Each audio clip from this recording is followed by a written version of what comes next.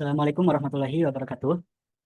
Di sini saya akan menjelaskan secara singkatnya dalam waktu 5 menit untuk presentasi saya yang berjudul Implementasi Logika Samar, Fuzzy Logic, dan NLP untuk sistem rekomendasi kuliner.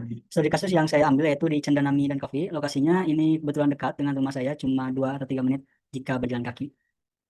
Tugas ini dibuat untuk memenuhi UAS mata kuliah kecerdasan buatan dengan dosen Ibu Ega Dioni Putri, BING, MMG. Langsung saja kita masuki materi.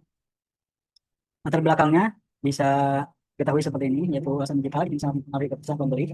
Ulasan menggunakan bahasa gaul, tidak baku, emosional. Jadi bintang tidak mampu menangkap makna detail di bawah sistem NLP plus Fuzzy untuk menerjemahkan ulasan-ulasan menjadi rekomendasi kuliner yang lebih manusiawi. Jadi berangkat dari kesusahan gitu untuk memastikan sebuah review itu objektif, tidak terpengaruh oleh emosional karena memang pada nyatanya di lapangan itu banyak yang memakai bahasa gaul ataupun tidak baku. Lalu rumusan masalahnya yang barusan sedikitnya saya sampaikan.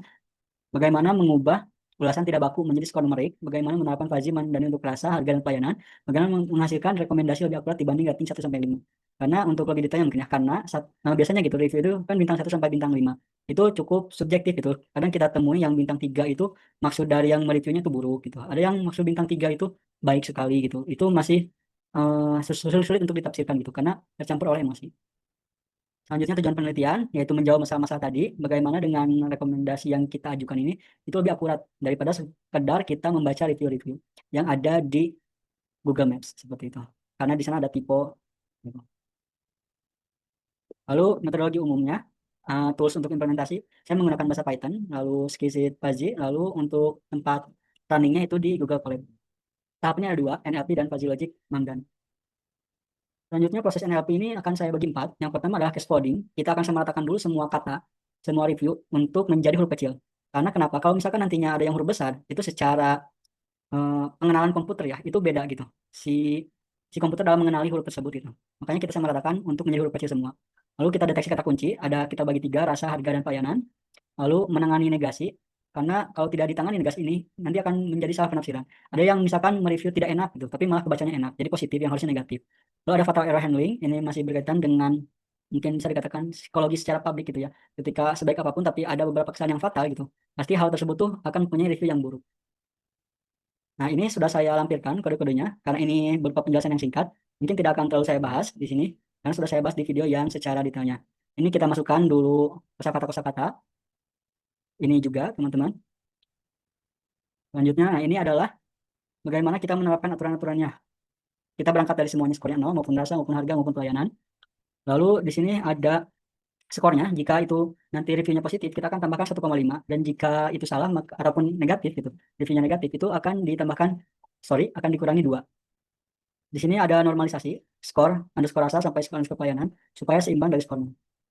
Nah, ini adalah wajib sistemnya gitu. Penentuan apakah rekomendasi tersebut bersifat wajib gas gitu, ataupun coba dulu ataupun skip gitu. Di tingkatannya itu dari bawah skip, lalu coba dulu, lalu wajib gas gitu.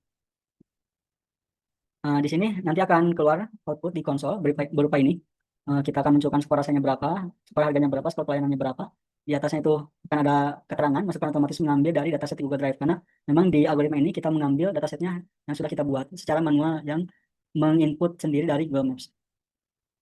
Nah, ini selain muncul di konsol juga akan muncul di PDF satu lokasi dengan file tugas kita gitu, file algoritma ini, yaitu di folder kecerdasan buatan. Nanti ini bisa kita atur kalau teman-teman mau custom gitu, apa saja di dalam PDF tersebut.